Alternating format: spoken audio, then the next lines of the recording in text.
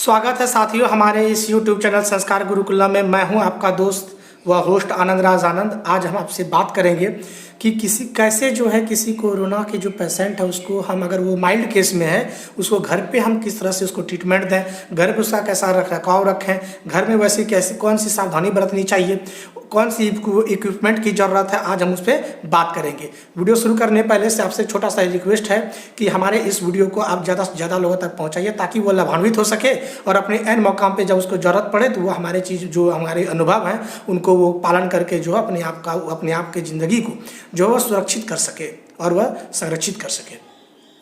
और मैं साथियों में चाहूँगा कि हमारे जो भी दर्शक हैं वो हमारे इस वीडियो को एक छोटा सा क्लिक करके जो है आप सब्सक्राइब कर लेंगे, ताकि हमारा आपका एक छोटा सा यही योगदान जो है हमें आगे बढ़ाने के हौसला एक दे सकता है, मोटिवेशन दे सकता है और हम अच्छे अच्छे जो वीडियोस लाएंगे उनकी अपडेशन भी आपके तक पहुंच पाएगी। तो हम आपसे रिक्वेस्ट करेंगे कि हमारे इस वीडियो को जो है क्या करेंगे, तो हमारे चैनल को आप सब्सक्राइब कर लेंगे, लाइक करेंगे और ग्रुप्स में शेयर करेंगे ताकि ज़्यादा से ज़्यादा लोगों तक हमारी बात पहुँच पाए। तो चलिए हम समय को बर्बाद ना करते हुए हम शुरू करते हैं कि किस प्रकार से हम उनको एक बेटर ट्रीटमेंट अपने home quarantine during home quarantine हम उसको दे सकते हैं, कैसे उनको एक अच्छा रख रखाव दे सकते हैं, साथ ही साथ उनमें क्या सी प्रिकॉशन करना पड़ेगा, इस पर हम बात करते हैं।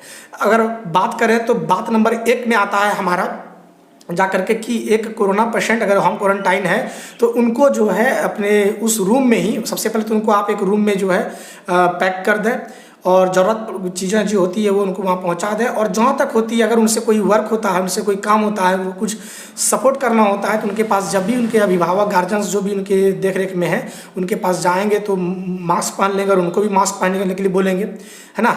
और फिर उनसे कोई दिक्कत नहीं है, अगर उनको कुछ ज़रूरत पड़ती है, पैर दबाना पड़ता है, दबाते हैं तो उसके बाद आप मास्क दबा के और वहाँ पे आप सैनिटाइजर रखेंगे, आप सैनिटाइजर करते हैं। बहुत कोई यहाँ पे क्या करते हैं ना कि ग्लव्स यूज़ कर लेते हैं, ग्लव्स से और भी समस्या होती है। ग्लव्स आप 1 टाइम यूज़ कर सकते हैं, बार बार उसको यूज़ नहीं करते, उससे नहीं तो फिर आप पूरे रूम में फैला देंगे, है ना, तो वो ग्लव्स अच्छा नहीं होता है। आप वैसे ही अगर यूज़ करते हैं तो आप जो है जा करके सैनिटाइज कर सकते हैं, पहली बात। दूसरी बात क्या है कि आप जो हमारे प्रिय जो पेशेंट है, मैं उनसे कहूँगा कि कोरोना को आप बहुत अच्छी तरह से हरा सकते हैं अगर आप प्रॉपर केयर खुद से आप करते हैं तो। वैसे हमने पिछले वीडियोस में इसकी जो सारी चीज़ें बहुत सारी चीज़ें बातें की थी तो वो उनकी हम डिस्क्रिप्शन लिस्ट में उनका जो है आप दे देंगे, आप उनको जो है उस वीडियो को भी एक बार देख लेंगे। तो हम बात करते हैं कि सबसे पहली बात अगर बात नंबर 1 में आती है तो वो आती है हमारे जा करके उनका प्रॉपर बेड रेस्ट। उनको जो पर्याप्त मात्रा में आराम की ज़रूरत होती है वो ज़्यादातर वो आराम करेंगे। आराम करने के तात्पर्य यहाँ से बहुत देर तक सोने से नहीं है, क्योंकि बहुत देर तक सोए रहने से क्या होता है ना कि उनको समस्या हो सकती है, दर्द हो सकता है या फिर थकान उसको महसूस होता है। तो इसका मतलब ये है कि आप जो है पर्याप्त मात्रा में ही सोएं और क्या करें कि आप एक डेली का जो रूटीन होता है वो मेंटेन करें। आप एक रूटीन बना लें, हमको इतना बजे सो के उठना है, इतना बजे नाश्ता करना है, इतना बजे ये करना है, मतलब एक प्रॉपर रूटीन होनी चाहिए। फिर वॉक भी करना, रूम के अंदर में वॉक भी करना है। सुबह हो सके तो आप योगा करें, योगा में कपालभाति, अनुलोम विलोम ये सच कर सकते हैं और आप इसमें से सेल्फ रनिंग भी कर सकते हैं। वैसे हम अगले वीडियोस में लेके आएंगे तो हम कुछ योगास के बारे में बात करेंगे और साथ ही साथ जो है उस योगा के साथ में कुछ होम्योपैथी की जो ऑक्सीजन लेवल को बढ़ाते हैं उस पर भी हम बात करेंगे, सारी चीज़ों के लिए। ऑक्सीमीटर को कैसे यूज़ करें, बहुत सारे इक्विपमेंट के बारे में भी हम उसमें यूज़ करके आपको दिखाएंगे कैसे वहाँ पर यूज़ किया जाता है। दूसरी बात, हम प्रॉपर जा करके हम टाइम रूटीन को फॉलो करेंगे, साथ ही साथ हम समय पे उठेंगे भी, याद रखिएगा समय पे उठेंगे और डेली का डेली नहाएंगे। डेली से अगर आप नहाइएगा तो आपको बहुत ही रिफ्रेश माइंड देगा और आप कोशिश करेंगे कि व्यायाम योग जो बताएं आपको कि वो सारा करते ही रहेंगे, है ना। कपालभाति तो ये बहुत अच्छा चीज़ है, ये आपको अंदर से बहुत अच्छा डेवलप देगा और एक पॉजिटिविटी आपके अंदर में आएगा। ये सारी चीज़ आप गौर करेंगे। फिर वहीं पे आप जो है भोजन जो है पर्याप्त मात्रा में मिल रहे हैं, भोजन आपको जो इच्छा करे वो लें, ध्यान रहे उसमें कि वह भोजन वैसा ही लें जो कि आपको पचाने लायक हो, जो पचाने में बड़ा ही सुगम महसूस हो, अच्छे से पचा सकें, नहीं तो फिर आपको दस्त वगैरह की समस्या हो सकती है। तो आप हल्का ही भोजन लें और पर्याप्त मात्रा में लें, जितना भी फल फ्रूट्स वगैरह होते हैं वो लें, सब्जी लें, ये सारे ज़्यादा से ज़्यादा लें। वहीं पे आप मल्टीविटामिन की गोली कंटिन्यू 2 टाइम लेते रहें, जिसमें मैंने पिछले वीडियोज़ में चर्चा की है वही बराबर लेते रहेंगे। काढ़ा जो होता है, गिलो का जो स्वरस होता है वो आप लें, 2 से 3 टाइम गिलो का स्वरस लें। साथ ही साथ काढ़ा 4 से 5 बार काढ़ा लें। काढ़ा जब बनाएंगे तो उसमें से जो सबसे बेहतरीन काढ़ा होता है वो होता है किसका, तो आप तुलसी दे देंगे, उसमें तुलसी के साथ में चीनी दे दीजिएगा, थोड़ा सा दालचीनी मिला दीजिएगा, उसमें लौंग मिला दीजिएगा और साथ ही साथ उसमें जो है काली मिर्च होती है, काली मिर्च मिला दीजिएगा, काला नमक थोड़ा सा मिला दीजिएगा, और फिर उनका जब रसास्वादन करेंगे तो वो आपको गला में गरम गरम ही पीना है। उससे आपको गला में जो है ना बहुत अच्छा कंफर्ट फील होगा। और वहीं पे आप जो गला में चूँकि कफ तो होता ही है, तो कफ के लिए आप कफ सिरप वगैरह जो यूज़ कर सकते हैं, जो आपको डॉक्टर प्रेस्क्राइब किए हैं, या फिर हमने पिछले वीडियोज़ में उनकी चर्चा की है, वो आप देख सकते हैं। आप खान पान में जो गिलोय बताए, गिलोय, अदरक, हल्दी, हरसिंहार का जो पत्ता मिलता है उसका स्वरस बना के आप पी सकते हैं। अनार हो गया, काली मिर्च हो गया, लहसुन, ये सारा चीज़ आप ले सकते हैं। आप चूँकि ये कोरोना में ना सबसे ज़्यादा अगर इफेक्ट करता है तो वो हमारे लंग्स को करता है। तो लंग्स को प्रोटेक्ट करने के लिए आप व्यायाम एकदम बहुत ज़रूरी है।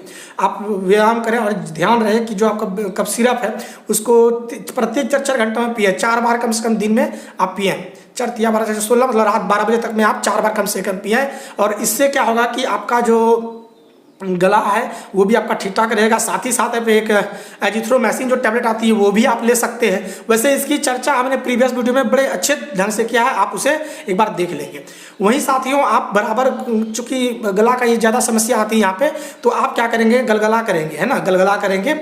तो आप देखेंगे कि गलगला करने के लिए या तो नमक पानी गर्म पानी ले लीजिएगा, वार्म वाटर, और उसमें जो है सॉल्ट दे के घोल के उसको फिर गलगला कीजिए। उसको आप गलगला कर कीजिए, जितना आप हार्ड गलगला करते हैं तो वो बहुत अच्छा आपके लिए होता है। साथ ही साथ अगर गलगला करने के लिए और भी अच्छा चीज़ होता है तो एक जो दवाई आती है बेटाडीन मिंट करके आती है, वो भी गलगला करने के लिए जब बहुत अच्छी दवाई होती है, वो आपको मार्केट में मिल जाएगा। उससे आप 2 से 3 बार गलगला करें। वहीं पे आप अगर देखिएगा तो आपको बहुत नेगेटिव, क्योंकि चूँकि आप टीवी देखना बहुत पसंद करते हैं, मोबाइल से आप बहुत न्यूज़ देखते हैं, तो गलत न्यूज़ नहीं दिखेगा। आज जो है बहुत सारे ऐसे चैनल्स हो गए हैं, बहुत सारे चैनल्स जो कि हमेशा नेगेटिव को ही दिखाते हैं, पॉजिटिव नहीं दिखाते हैं कि इतना लोग ठीक हो गए हैं, इतना ये हो गया। नेगेटिव ही न्यूज़ होते हैं, चूँकि नेगेटिव लोग ज़्यादा देखना पसंद करते थे। हम आपसे रिक्वेस्ट करेंगे कि नेगेटिव बातों पर ध्यान नहीं देंगे, और आप मेरे पे विश्वास रखें, अपने भगवान पे विश्वास रखें, अपने अल्लाह पे विश्वास रखें, है ना। तो आपको मिलेगा यही चीज़ कि आप जो है बेटर हो सकते हैं। एकदम पॉजिटिव एनर्जी अपने अंदर में डेवलप कीजिए, पॉजिटिविटी लाइए, और आप बहुत अच्छे से हो सकते हैं।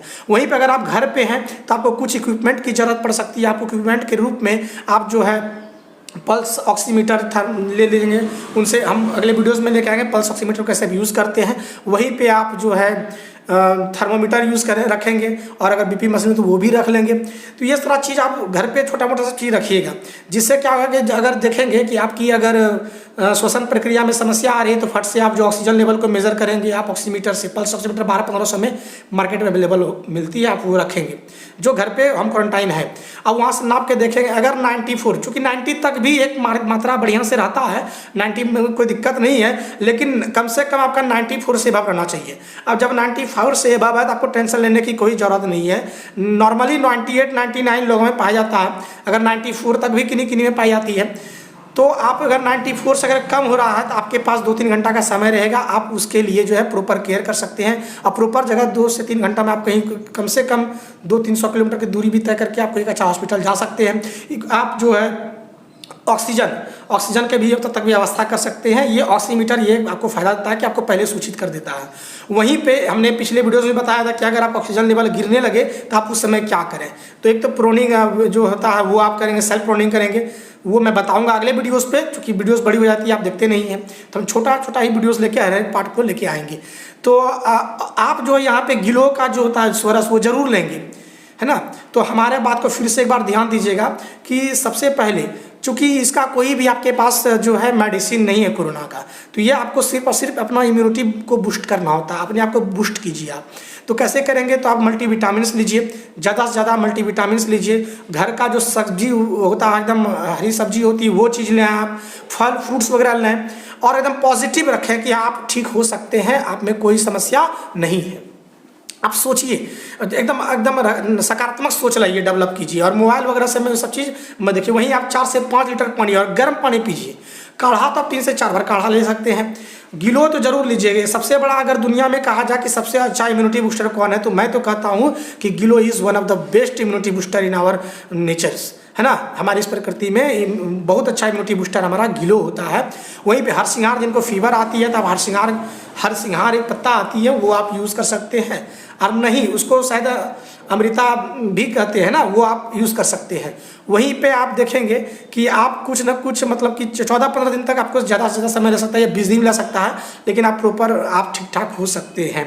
और जब ज़्यादा आपको कंडीशन ख़राब हो जाए तो तुरंत अब जो है कोई एक अच्छे हॉस्पिटल को जाएं और फिर अपने जो डॉक्टर्स हैं उनसे आप कंसल्ट करेंगे। तो चलिए साथियों, आज हम इसी जगह पे अपने यहाँ पे अपने बातों को रखते हैं।